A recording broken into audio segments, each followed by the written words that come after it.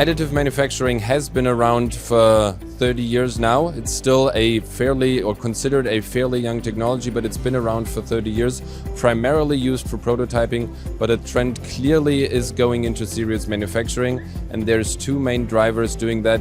It is productivity combined with efficiency and cost reduction, and the other one is accuracy and reliability, and that's why this year we launch our fine detail resolution technology that provides highest accuracy with finest detail resolution.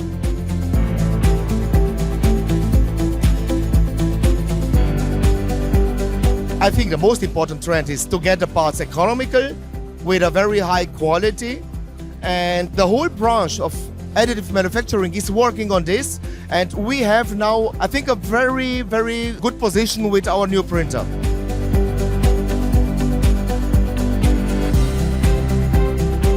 The major impact this new technology will have on the polymer market is that you don't have to do sacrifices when prototyping. You can print close to serious material with a close to serious process, and that is really important for automotive, rail applications, for example flame retardant materials, flexibles for maybe packaging, etc. And all of that is now possible at larger scale.